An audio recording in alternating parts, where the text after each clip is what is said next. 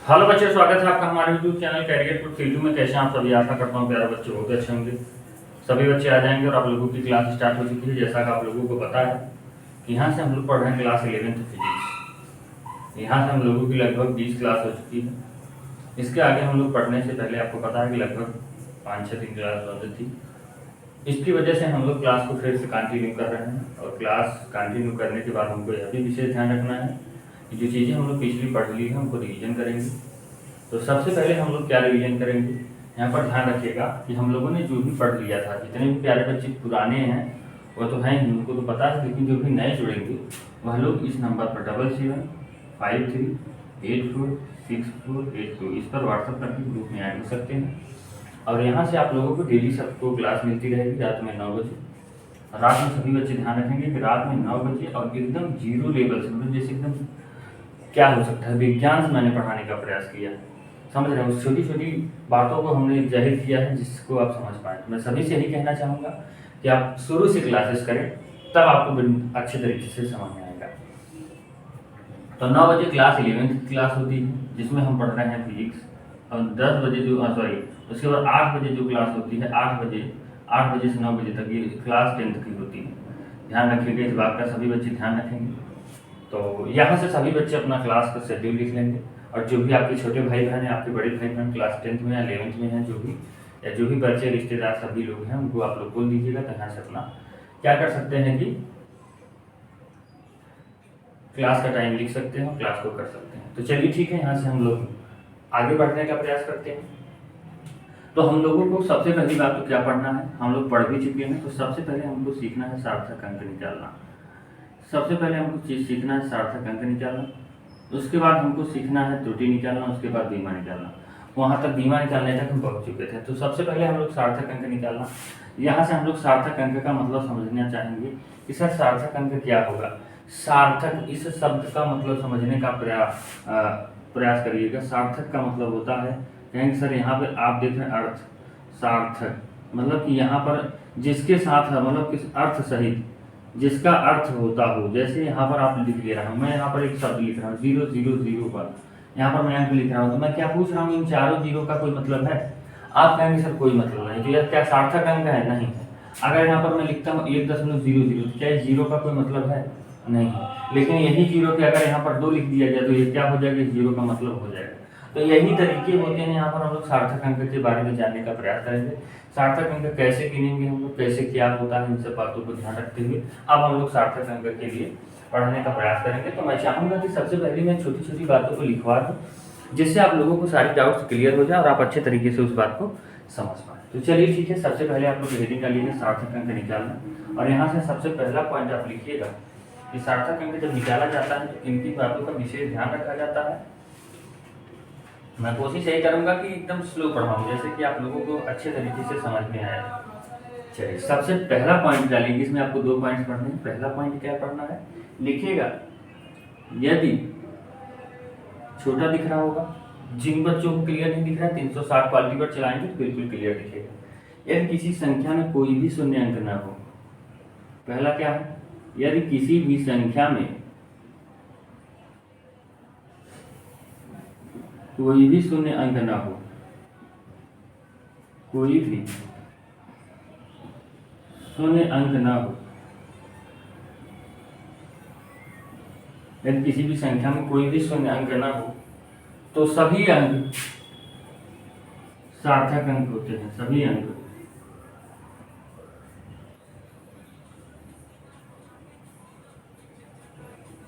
सार्थक अंक होते हैं। अब यहाँ पर मैं उदाहरण लिख रहा हूँ, जैसे अगर यहाँ पर मैं लिख रहा हूँ 6, 7, 8, आप सार्थक अंक कितना कहेंगे? सर कहेंगे सर सार्थक अंक की संख्या 3 है, क्योंकि इसमें एक भी जीरो नहीं है। लेकिन यहाँ पर लिखा है 6, 7, 8, 0.5, 4, इसमें सार्थक अंक कितना है? तो इसमें सार्थक अंक दशमलव कोई मतलब नहीं, 1, 2, 3, 4, 5, तो सार्थक अंक की संख्या कितनी होगी? 5। इस बात को लिख लीजिएगा, ठीक है। तो सार्थक अंक कैसे गिने जाते हैं, एक भी जीरो नहीं है, आप सीधा गिन लीजिए कितने अंक हैं, सब वही हो जाएगा सार्थक अंक। अब दूसरा पॉइंट हमारा होता है कि अगर चलिए ठीक है जीरो की बात कर रहे हैं, अब जीरो नहीं आएगा, लेकिन ऐसा भी होता है क्या कि जीरो आ भी सकता है, तो हम उस पर चर्चा करेंगे। तो हाँ, हो सकता है जीरो आ भी सकता है, नहीं भी आ सकता है। ठीक है। तो यहां पर ध्यान रखिएगा, यदि सार्थक यदि शून्य, क्या लिखेंगे, यदि शून्य दो सार्थक अंकों के बीच में है, किसके, दो सार्थक अंकों के बीच में है,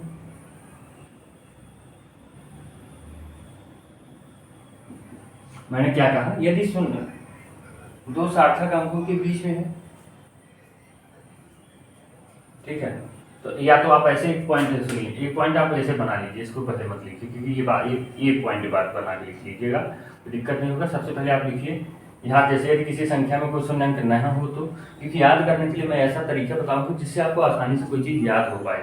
याद करने में कठिनाइयाँ होती हैं, तो मैं यही चाहता हूँ कि जैसे एक लाइन आप पढ़ी तो दूसरा लाइन आपके माइंड में अपने आप आ जाना चाहिए। तो यहाँ पर मैं इसको लिखना चाहता हूँ, जैसे यदि किसी संख्या में कोई शून्य अंक ना हो तो अगला पॉइंट हम लोग क्या करेंगे, यदि किसी संख्या में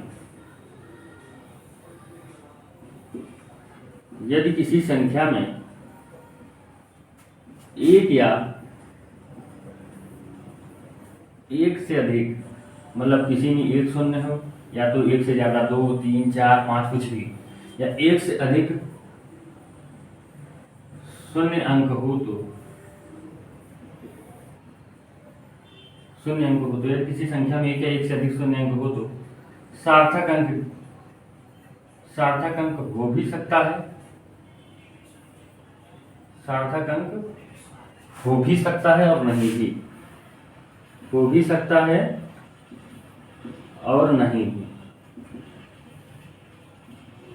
तो आपको यहां पर ध्यान रखना है कि सर ये सार्थक अंक कब हो सकता है और यहां पर ये कब नहीं हो सकता है, इनका पॉइंट आप डालिएगा। पहला कब हो सकता है, इसका कंडीशन लिखेंगे, कब हम उसको सार्थक अंक कहेंगे, 0 को कब हम लोग सार्थक अंक कहेंगे, ठीक है। तो कब हो सकता है इसके लिए लिखेंगे। तो यहां पर ध्यान रखिएगा, यदि शून्य, क्या लिखेंगे, यदि शून्य दो सार्थक अंकों के बीच में है, यदि शून्य दो सार्थक अंकों के बीच में है,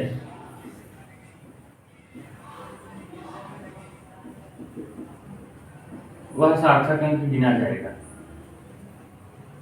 सार्थक अंक गिना जाएगा या सार्थक अंक होगा। कैसे, उदाहरण देखेंगे तो आपको आसानी से समझ में आएगा। उदाहरण देखिए, जैसे लिख रहा हूं 6004, आप देखिए 6 सार्थक अंक है, 4 सार्थक है, इन दोनों के बीच में 0 आ गए तो कितने सार्थक अंक गिने जाएंगे, कहेंगे सर 4, कितने 4। लेकिन यहाँ पर मैं दूसरा पॉइंट लिख रहा हूँ, जैसे 607.54, अब इसमें सार्थक अंकों की संख्या बताने में आपको, आप देखिए सर यहाँ पर 7 भी सार्थक अंक है, 6 भी, इसके बीच में आ गया 0, तो सार्थक अंकों की संख्या कितनी हो जाएगी, 5, 1 2 3 4 5। तो ऐसे सार्थक अंक ज्ञात किए जाते हैं। तो यहाँ पर ये कह रहा है कि कब हो सकता है, कब होगा, जब दो सार्थक अंकों के बीच में 0 हो। यहाँ पर देखिए दो सार्थक अंक 6 7, मतलब 1 2 3 4 5 6 7 8 9, इन 9 अंकों के बीच में अगर 0 आता है तो उसको गिना जाएगा, कि बीच में आता है, बीच में आना चाहिए, बीच में, ठीक है, इस बात का ध्यान रखिएगा। अब यहाँ पर कब नहीं हो सकता है, बी पॉइंट डालिएगा, बी पॉइंट आप डालेंगे कब नहीं हो सकता।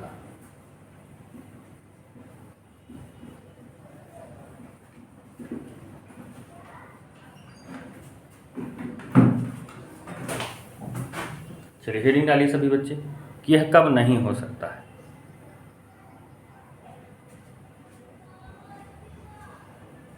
चलिए, तो कब नहीं हो सकता है यहां पर ध्यान रखिएगा।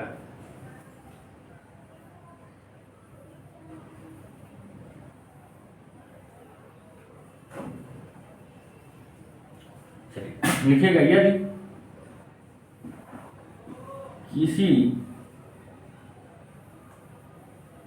शून्य का प्रयोग, यदि कोई शून्य है उसका प्रयोग दशमलव निर्धारित करने के लिए किया गया है, मतलब अभी समझाएंगे। यदि किसी शून्य का प्रयोग दशमलव की संख्या निर्धारित करने के लिए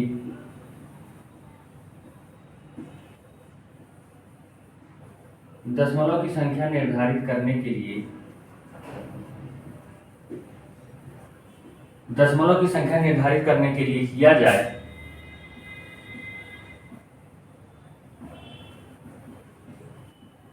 तो शून्य सार्थक अंक नहीं होता है। कब, जैसे दशमलव को निर्धारित, जैसे यहाँ पर मैं लिख रहा हूँ 0.5, तो क्या मैं इसको 0.5 लिख दूंगा तो क्या दिक्कत होगा क्या, नहीं होगा। तो इस जीरो को क्या गिना जाएगा, जीरो को नहीं गिना जाएगा। तो अभी उदाहरण देंगे तो समझ में आएगा। तो शून्य सार्थक अंक नहीं होगा। अब उदाहरण देखिएगा, उदाहरण देखिएगा, जैसे आपको कह रहा है कि 0.0547। अब यहाँ पर ध्यान रखिएगा, इन दोनों ऐसा आप देख रहे हैं कि इधर सार्थक अंक है 5, कहीं पर आसपास और सार्थक अंक दिख रहा है जिसके बीच में जीरो आया है, तो कहेंगे नहीं। तो क्या यह जीरो गिना जाएगा, नहीं। तो सार्थक अंकों की संख्या कितनी हो जाएगी, 3 के लिए 1 2 और 3। इस बात का ध्यान रखिएगा। तो यहाँ पर देखिए शून्य का प्रयोग दशमलव को, इस शून्य का प्रयोग दशमलव के लिए भी किया गया है। तो ऐसी स्थिति में हम लोग केवल 3 अंकों को गिनते हैं, ठीक है। जैसे मैं आप लोगों के सामने एक और उदाहरण देता हूँ, जैसे यहाँ पर दिख रहा है 0.0605849।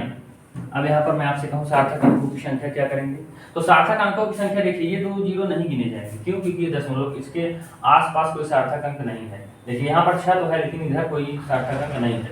जीरो आना चाहिए कभी भी। तो यहाँ पर ध्यान रखिएगा कि 2 सार्थक अंकों के बीच में जब तक जीरो नहीं आएगा तब तक सार्थक अंक नहीं होगा। तो यहाँ पर 1 2 3 4 5 6 सार्थक अंक है। कहेंगे सर इस जीरो को क्यों गिने हैं, इस जीरो को इसलिए गिने हैं क्योंकि यहाँ पर 5 भी सार्थक अंक है, 6 भी सार्थक अंक है। तो सार्थक अंकों की संख्या इस तरीके से निकाली जाती है, आप सभी लोग समझ पाए होंगे। चलिए, अब इसी में ना में एक और पॉइंट है सी, ठीक है।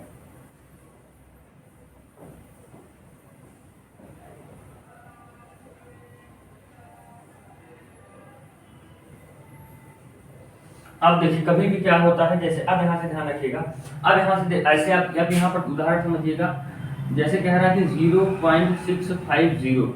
अब यहाँ पर सार्थक अंकों की संख्या, कहेंगे सर इसके बाद तो सार्थक अंक नहीं है, तो 0.650 लिखा तो क्या जीरो का कोई मतलब है, सार्थक अंक गिना जाएगा, तो हाँ गिना जाएगा। दशमलव के पहले जो भी सार्थक जीरो होते हैं और दशमलव के जस्ट बाद जो जीरो होते हैं उनका नहीं गिना जाता। जैसे सार्थक अंक आ गया 650, तो इसमें सार्थक अंकों की संख्या 3 हो जाएगी। अगर मैं यहाँ से कहूँ 0.04680, तो आपको सार्थक अंकों की संख्या, आप इन दोनों को छोड़कर इन चारों को गिन लेंगे तो सार्थक अंकों की संख्या 4 हो जाएगी।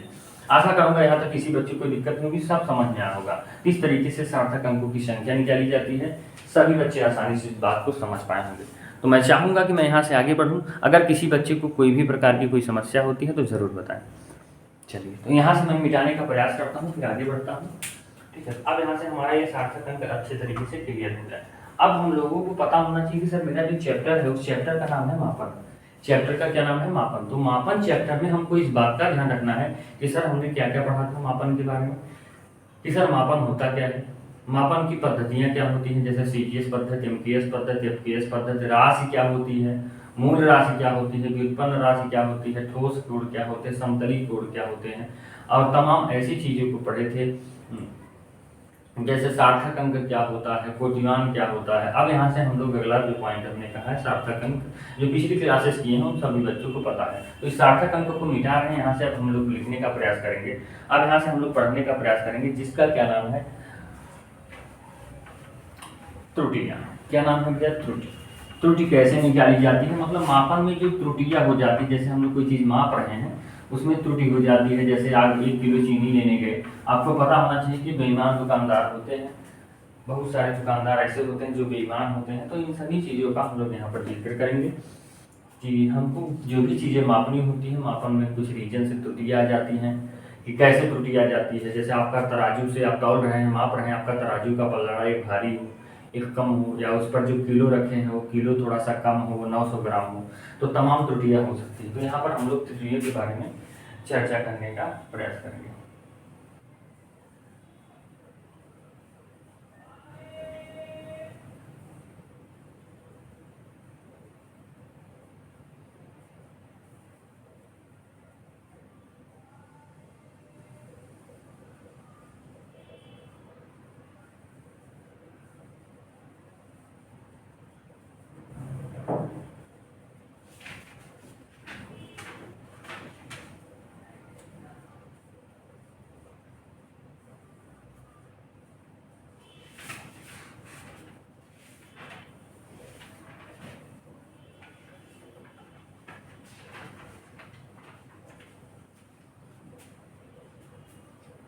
चलिए, तो यहाँ से ध्यान रखिएगा, हम लोगों की रीडिंग हो जाती है त्रुटियाँ।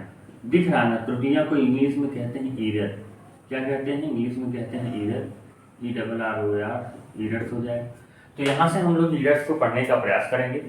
चलिए, तो जिन बच्चों को जो भी प्रॉब्लम्स आ रही है वो बता देंगे कि सर ये प्रॉब्लम्स आ रही है, वैसे कोई प्रॉब्लम होगा नहीं, सभी बच्चों को अच्छे तरीके से समझ में आ रहा होगा, सारी चीज़ें क्लियर दिख भी रही होंगी, तो कोई दिक्कत नहीं है। फिर हम लोग यहाँ से आगे बढ़ते हैं, त्रुटियाँ पढ़ने का प्रयास करेंगे। तो त्रुटियाँ में सबसे पहले हम लोगों को जो पढ़ने वाली बात है वो सबसे पहले होती है निरपेक्ष त्रुटि। क्या होती है? निरपेक्ष त्रुटि, जो कि हम बता चुके हैं निरपेक्ष त्रुटि क्या होती है। ये पिछली क्लासेस जो बच्चे किए हैं ना उनको पता होना चाहिए, पर मैं रिवीजन करवा देता हूँ। निरपेक्ष त्रुटि के बाद हमारी दूसरी हेडिंग जो हो जाती है निरपेक्ष त्रुटि के बाद माध्य। आप लोग जानते होंगे, क्लास 10th में पढ़े होंगे मैथ में, माध्य या औसत त्रुटि, माध्य या औसत त्रुटि आप लोग पढ़े होंगे। ठीक है, अब तीसरा पॉइंट हम लोगों को जो औसत त्रुटि हो जाती है, इन सबका फार्मूला होता है, मैं बताने का प्रयास कर रहा हूँ। सापेक्ष या भिन्नात्मक त्रुटि, यही सबसे मोस्ट इम्पॉर्टेंट है, इस पर स्टार लगा लीजिएगा। ये जो है ये है सापेक्ष अथवा भिन्नात्मक त्रुटि, आपसे पूछा जाता है, यह सबसे ज़्यादा इम्पॉर्टेंट है और इस पर न्यूमेरिकल से सबसे ज़्यादा आते हैं।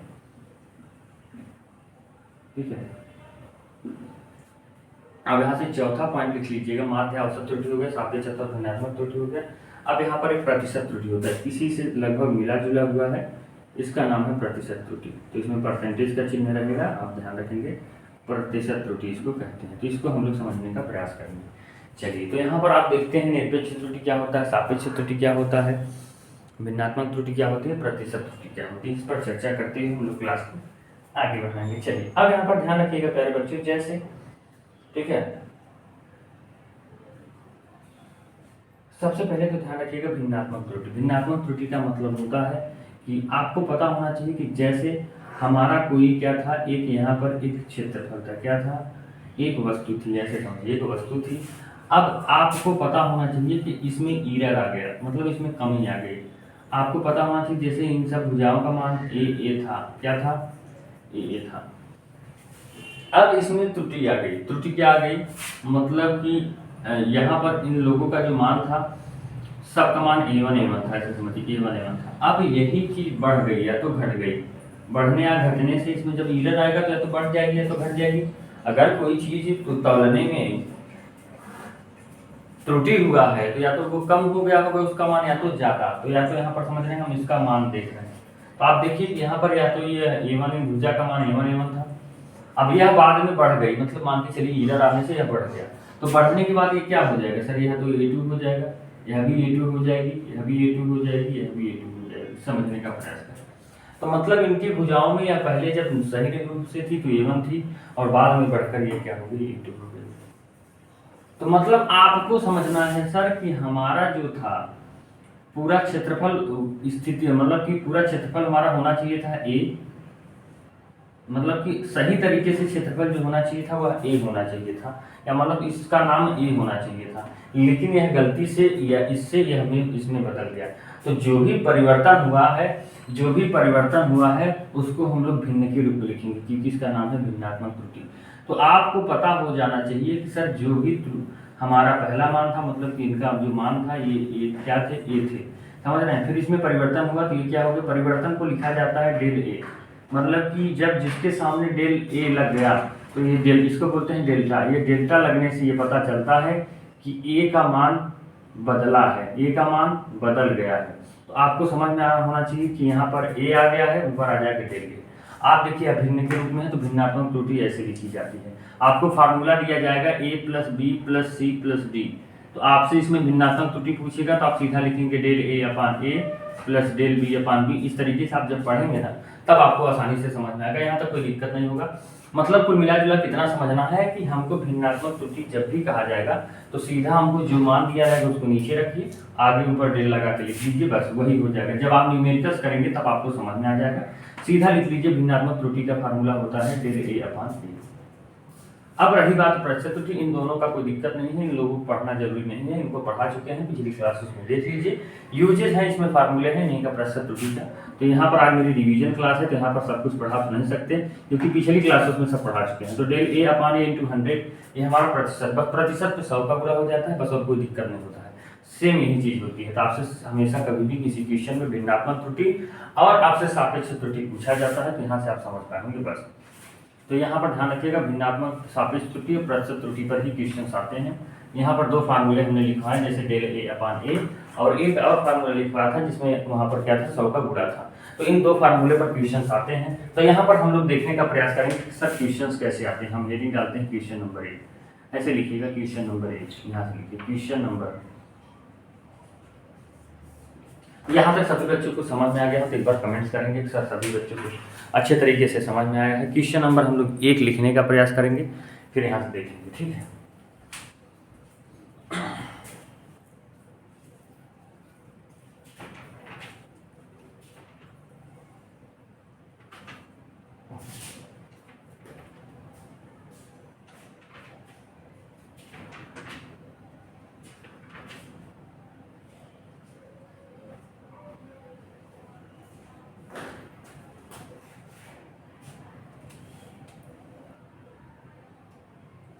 चलिए क्वेश्चन नंबर 1 लिखिएगा, जैसे कि शीशे की, सीधा सा क्वेश्चन यहाँ पर ध्यान दिया गया, जैसे कि शीशे की एक प्लेट की लंबाई, शीशे की एक प्लेट की लंबाई, शीशे के एक प्लेट की लंबाई 3.5 सेंटीमीटर है। शीशे के प्लेट की लंबाई 3.5 सेंटीमीटर है तथा चौड़ाई 1.5 सेंटीमीटर, तथा चौड़ाई 1.5 सेंटीमीटर है। अब यहाँ से हमसे कह रहा है कि जैसे शीशा का एक प्लेट है, चौड़ाई इतना है, लंबाई इतना है, प्लेट के क्षेत्रफल में प्लेट के क्षेत्रफल, प्लेट के क्षेत्रफल के मापन में हुई, प्लेट के क्षेत्रफल के मापन में हुई, वहां तक दिख रहा है ना, प्रतिशत त्रुटि ज्ञात कीजिए। यहाँ पर हुई प्रतिशत त्रुटि ज्ञात कीजिए, प्रतिशत त्रुटि ज्ञात कीजिए। अब ये कैसे निकाला जाता है, इस बात का ध्यान रखेंगे। प्रतिशत त्रुटि कैसे निकाली जाती है, अब यहाँ पर ये मेरा क्वेश्चन हो गया। अब कह रहा है सर, पहली बात तो क्षेत्रफल की बात कर रहा है, आपको समझ में आना चाहिए कि सर क्षेत्रफल का जो फार्मूला होता है वो क्या होता है। अगर जिन बच्चों को पता है तुरंत लिखेंगे क्षेत्रफल क्या होता है। क्षेत्रफल बराबर होता है हमारे प्यारे बच्चों की लंबाई गुणे चौड़ाई। क्षेत्रफल बराबर लंबाई गुणे चौड़ाई, एल से लेंथ होता है, आप हिंदी वाले लिख सकते हैं। ए बराबर एल गुणे बी, इंग्लिश वाले लिख सकते हैं। Area is equal to length into breadth. अब यहाँ पर हिंदी वाले लिखते हैं तो लिख लीजिए क्षेत्रफल इज इक्वल टू होता है लंबाई गुणे चौड़ाई। अब यहाँ से देखिए लंबाई कितना है,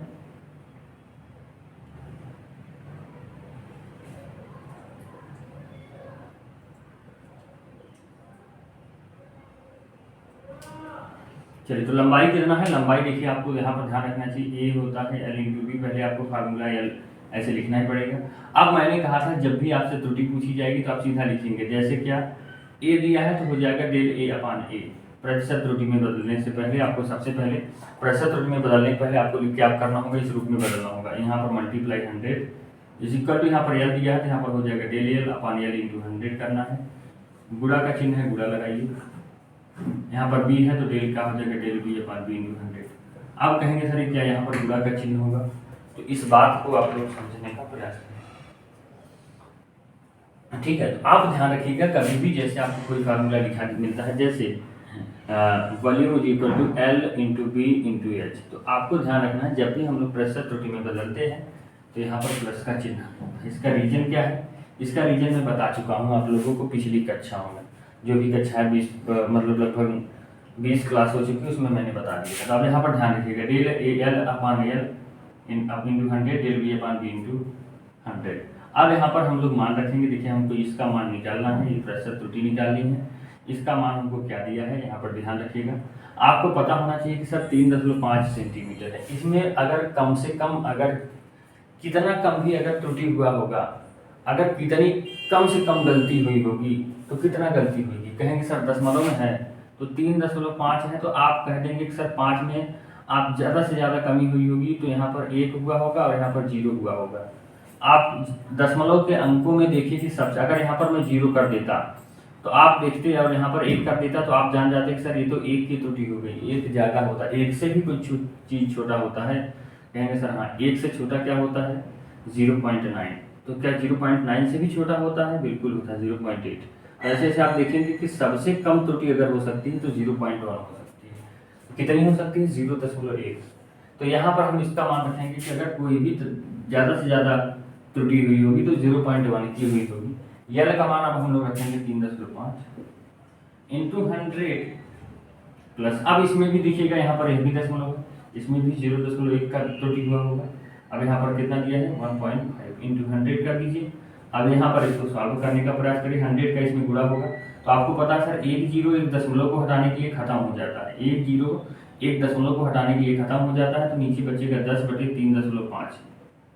या तो आप ऐसे रखिए 0.1/3.5 था ना, इस 0 को मत हटाइए, एक अंक पे दशमलव नीचे भी, एक अंक पर ऊपर भी, एक अंक पर नीचे भी दोनों कट जाएंगे, तो ऊपर क्या बचेगा, ऊपर बचेगा 100/35, ऊपर बचेगा 100/35 प्लस ऊपर क्या बचेगा 100/15। अब इसको हमको सॉल्व करना है, तो कैसे करेंगे, पहले 5 से काट लीजिए, 5 7 35, 5 20 में 100, 5 3 15, 5 20 में 100, तो हमारा उत्तर कितना आ गया 20/7 प्लस 20/3। अब इसको हम लोग सॉल्व करेंगे, तो ऐसे ऐसे हम लोग सॉल्व करने के लिए क्या करते हैं, सबसे पहले नीचे नीचे का गुणा कर दीजिए, 7 3 21 हो गया। अब इस 3 का गुणा इधर 20 3 60 और इस 7 का गुणा इधर 7 दूनी 14 140, मतलब 200/21 हो जाएगा, 200/21। अब इसको काट लीजिए आप लोग, 21/200 करेंगे कितना आ जाएगा, 21 नौइयाँ करेंगे तो 21 नौइयाँ क्या हो जाएगा, 9 का 9 और 9 दूनी 18 189 हो जाएगा, 10 में से 9 गए 1, यहाँ पर बचा 9 में 60 गई, यहाँ पर 11 बचा, दशमलव बढ़ाएंगे, 21 पंजे 105, 21 पंजे 105 हो जाएगा, 9.5, फिर यहाँ पर बचा 5 और 21 दूनी 42 कहते हैं, 21 दूना 42, तो यहाँ पर हो जाएगा 42, 42 7, 42 8 50, फिर वैसे मतलब कि 9.5 अप्रॉक्स कितना आ जाएगा 9.5, लगभग यहाँ पर यह हो जाएगा या 200/21।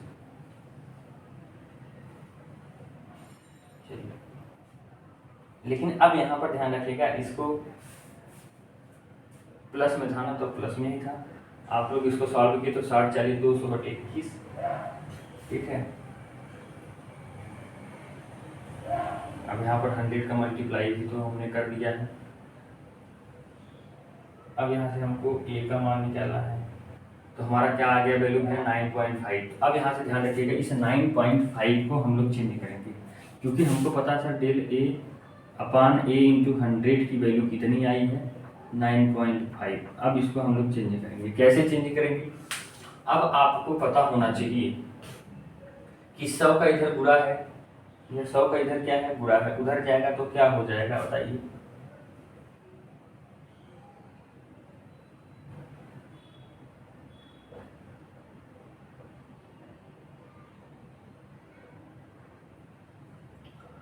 अच्छा भिन्नात्मक त्रुटि क्या हो जाएगा, भिन्नात्मक, अच्छा ये प्रतिशत त्रुटि हो गया, प्रतिशत त्रुटि आप सीधा लिख सकते हैं 9.5। लेकिन अगर आपसे यहीं पर कहा होता कि भिन्नात्मक त्रुटि ज्ञात करिए, भिन्नात्मक त्रुटि अगर आपसे पूछा होता तब आप क्या करते, तो भिन्नात्मक त्रुटि में आपको ध्यान रखना ये हो जाता है प्रतिशत त्रुटि।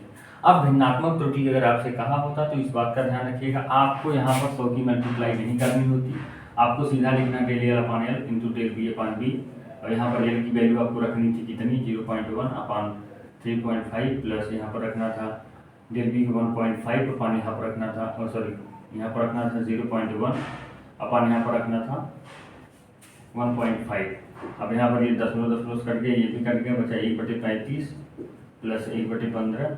अब आपको इधर गुणा कर लेना होगा, अब इसको करना जानते हैं 15 35 का लसा ले लीजिए, या तो 15 35 का लसा लेंगे तो 5 7 35, 5 3 15, 5 7 35, 3 से 7 3 21 बचे 95, 95 आ जाएगा लसा, 35 गुना 70, 7 3 21 5 105 होता है, 105 आ जाएगा यहाँ पर, तो 35 3 105, तो यहाँ पर 3 आ जाएगा प्लस 15 25 75, 15 छक्का 90, 15 7 105, तो यहाँ पर हो जाएगा 60, तो हो जाएगा 10/105।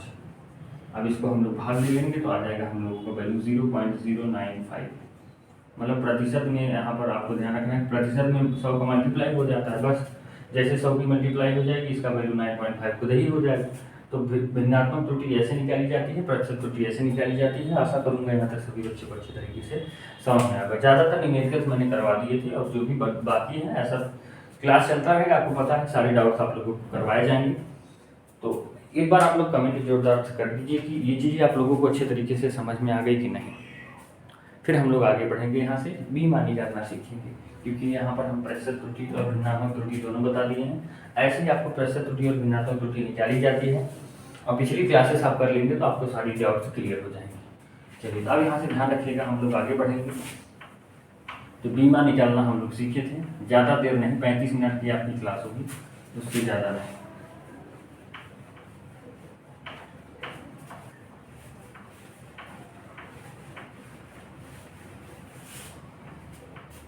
चलिए तो अगला जो हमारा हो जाता है प्यारे बच्चों, वो हो जाता है बीमा निकालना। बीमा निकालना आप लोग सीख लिए थे, लेकिन फिर भी रिवीजन करते हैं क्योंकि इसके आगे से हमको क्लास करना है अगली। तो बीमा निकालने के लिए सबसे पहले हमको ध्यान रखना है कैसे बीमा निकाली जाती है। हमको 3 चीज़ें सबसे ज़्यादा इंपॉर्टेंट होती है। इसमें लंबाई होता है, लंबाई के बाद हमारा होता है द्रव्यमान होता है, उसके बाद हमारा समय होता है। मतलब मूल राशियों के 3 चीज़ें सबसे इंपॉर्टेंट होती है। लंबाई को कहते हैं लेंथ, तो बीमा इसके लिए एल लिया जाता है। द्रव्यमान को इंग्लिश में कहते हैं मास, इसके लिए एम लिया जाता है। इसको कहते हैं टाइम, तो इसके लिए इसकी बीमा टी ली जाती है।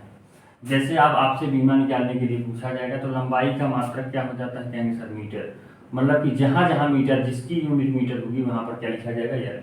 यहाँ पर द्रव्यमान का होता है किलोग्राम, मतलब जहाँ जहाँ किलोग्राम आएगा वहाँ पर हमको लिखना है एम। टाइम का होता है सर सेकेंड, तो मतलब जहाँ पर सेकेंड आएगा वहाँ पर लिखेंगे टी। इस बात का ध्यान रखेंगे। अब यहाँ पर हम लोग ध्यान देंगे कि सबसे बड़ी बात यहाँ पर हम लोग, जैसे कि हमसे दे दिया क्षेत्रफल, क्षेत्रफल की बीमा ज्ञात करो। क्षेत्रफल की बीमा कैसे ज्ञात होती है, क्षेत्रफल का फार्मूला लिखिए सबसे पहले। तो सर क्षेत्रफल बराबर अभी हम पढ़े हैं लंबाई गुणी होता है चौड़ाई। तो एल को देखिए, हम लोग कहा कि लंबाई के लिए क्या लिखते हैं, कैपिटल एल, और चौड़ाई भी एक प्रकार की लंबाई होती है, तो चौड़ाई के लिए भी एल लिखेंगे।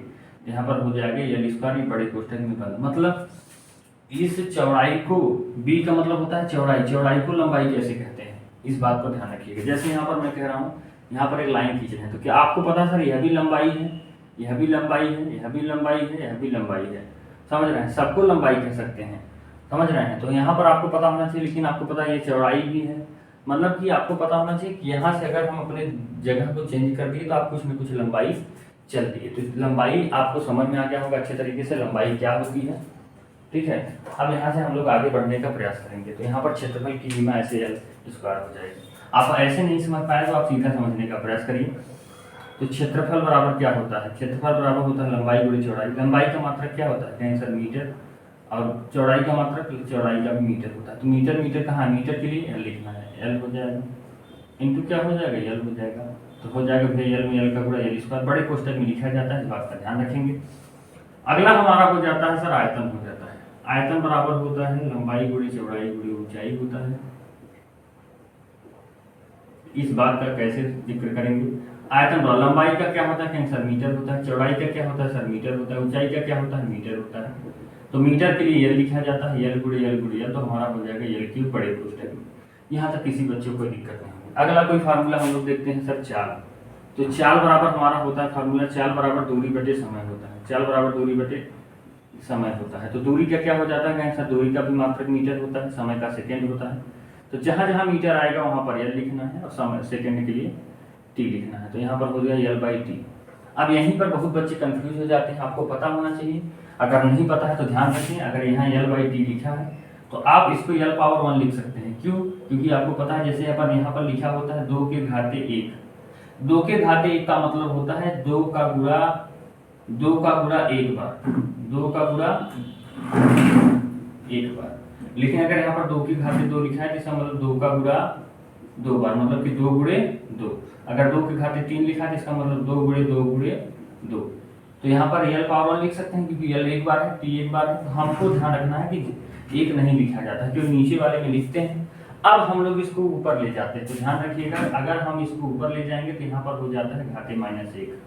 मतलब यह टी ऊपर जाकर क्या हो जाएगा -1। अगर यहाँ पर मैं आपसे कहूँ कि यहाँ पर लिखा है m/n, तो आपको अगर मैं कहूँ कि आप इसको इस रूप में चेंज करिए, इस रूप में, तो आप कहेंगे सर mn की पावर -1, मतलब नीचे वाला अगर ऊपर गया तो उसके ऊपर घात -1 आ जाएगा। इस बात का ध्यान रखिए। तो बीमा निकालते समय हम लोग इसको सीधा लिखते हैं LT की पावर -1।